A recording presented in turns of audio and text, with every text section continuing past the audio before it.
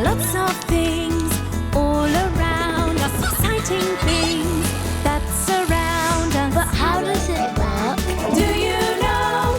How is it made? Do you know? Things that go up, things that go down, things that go pop, things that go round, with special cameras to show you inside. It's going to be a big surprise. But how does it work? Do you know? How is it made? Do you know? Do you know? Let's find out! Hello, I'm Maddie, and today I'm going to a barber's. It's where you go if you want to have your hair cut. Have you ever been to the barber's or the hairdressers? Everyone's hair grows differently, and it can be styled in lots of different ways. In plaits, ponytail, half up, or wear it all down. When we get our hair cut, the hairdressers might use a pair of scissors, but sometimes if we want it cut really short, they might use these. But do you know what these are called? They're called hair clippers.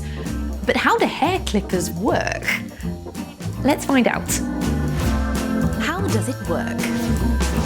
Hairclippers! This is a barber's chair, and it's where we sit to have our hair cut, and it's really fun to sit on. We get our hair cut because our hair grows a tiny bit every day. And most people's hair grows about 1 millimetre a day. That's about the same as the tip of this pencil lead. And in a month, our hair grows around 1.5 centimetres. That's about this long. You must never try to cut your own hair. Always get a grown-up to do it. This is Adam the barber, and today Gabriel is getting his hair cut. Hello. Hello. So Gabriel, how do you like to have your hair cut? On the side but not on the top. Okay, all right, let's get going.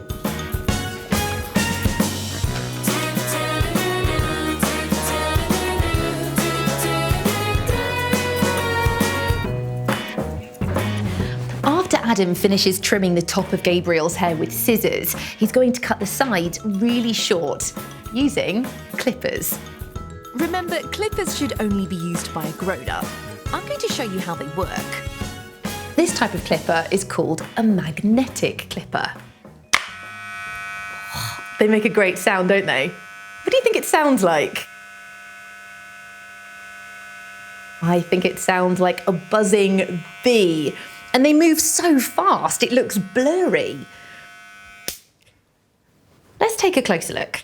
Hair clippers have 2 sharpened blades that look like tiny teeth. The top blade has cutting teeth, which move across from side to side. The teeth behind don't move. They hold the hair in place so it can be cut. The hair clippers are powered by electricity or batteries. When the barber switches on the hair clippers, they start to buzz. It's called vibrating. Inside the hair clippers is a copper wire wound round and round. The electricity travels through the copper wire, giving it energy. The energy is called a magnetic field. The magnetic field makes the arm vibrate against the spring, pushing the teeth from side to side. As the teeth move from side to side, they trap the hair in between, and it gets cut off. Wow, isn't that clever? Let's have a look at the clippers with my special camera. This is a microscope, and it helps us to see really small things much bigger. So let's take a look at those metal teeth. Ready? Whoa! Look at those under the microscope. They look really pointy, don't they? Can you see the 2 sets of teeth? The one on the top and the one on the bottom. And it's that top set of teeth that move from side to side. But I think we need to see this in action, don't you?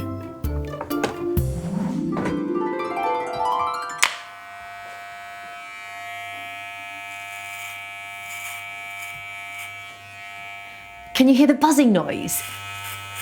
That's the sound of the arm vibrating against the spring inside that moves the teeth from side to side.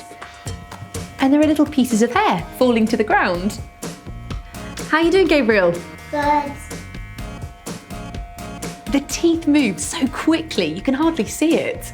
So before Adam cuts the other side of Gabriel's hair, I'm going to set up my special slow motion camera.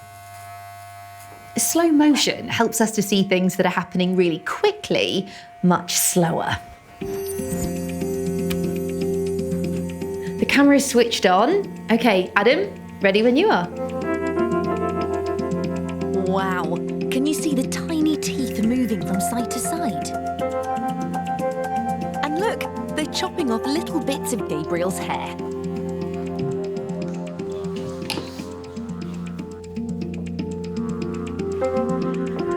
That looks absolutely brilliant. Have you had a good time at the hairdressers? Yes, it was great. High five.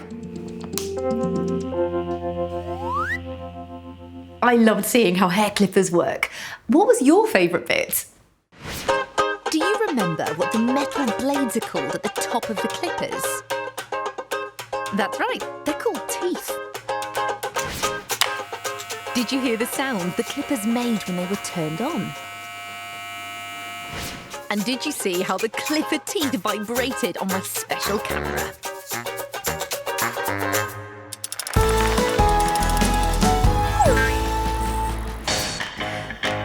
Getting a new hairstyle is just one way to change your look. Another is dressing up. I love fancy dress. What outfits can you think of? A cowboy? A superhero? A pirate? Ahoy! A doctor? Or a ballet dancer? But do you know what ballet dancers wear on their feet? That's right, special shoes called ballet shoes. But do you know how ballet shoes are made? Let's find out. How is it made? Ballet shoes. Ballet shoes are made here, in a ballet shoe factory.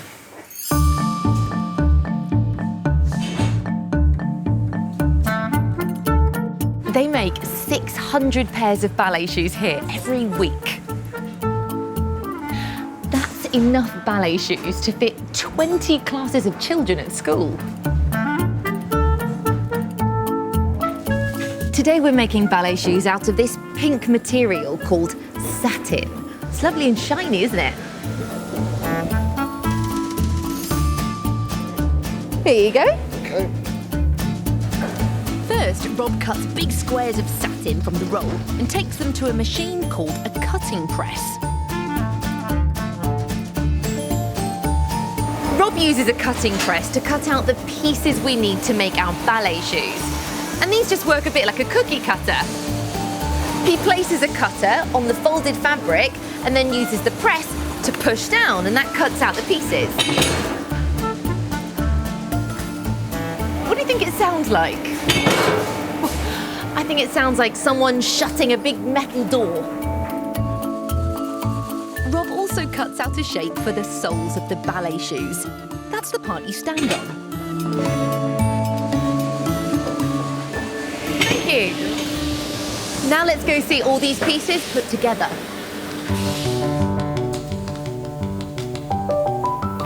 There are lots of sewing machines in this factory, and each one is set up to do a different job. First, Patricia is going to fold and sew the edges to make sure they're nice and neat. It's much quicker for Patricia to sew the edges by keeping all of the pieces strung together like this. They look a bit like clothes on a washing line, don't they? But now they have to be snipped apart with scissors.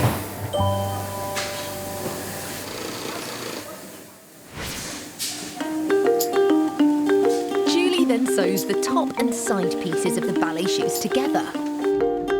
Can you see how quickly the sewing machine can attach the two parts? Here we go. Next, Doreen sews sews the backs of the ballet shoes together. That's the bit where your heel goes. This bit is called zigzagging because the stitches make a zigzag pattern. The next machine does something called backstrapping. It sews a thin piece of fabric on the outside and the inside of the heel to cover up the zigzag.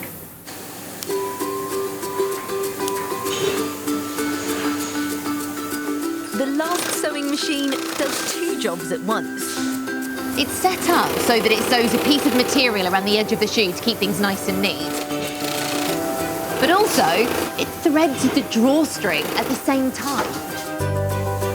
The drawstring is the piece of thread that you use to tighten or loosen the shoe, a bit like laces.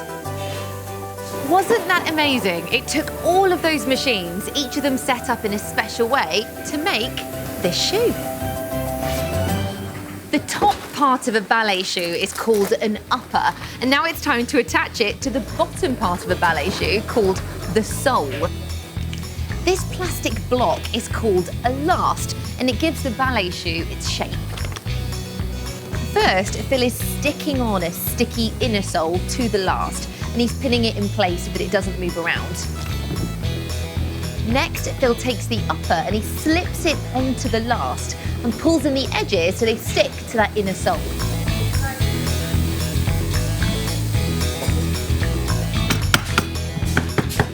To make sure the sides are fully stuck down, Phil just bashes it with a hammer.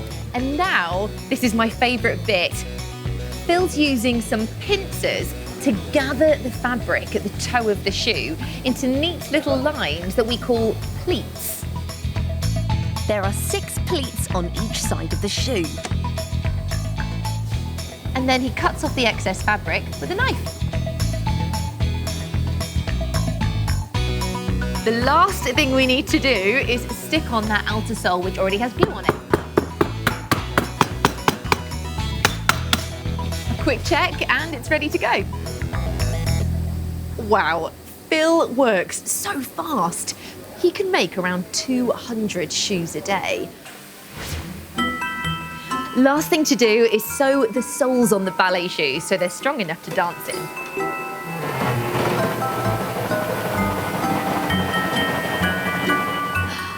Thank you! Look, a finished pair of ballet shoes. Don't they look great? I loved seeing how ballet shoes were made. What was your favourite part? Do you remember what the shiny material is called that's used to make ballet shoes? That's right, it's called satin. Did you hear the sound made by the cutting press? And did you see how Phil used the pincers to make the pleats?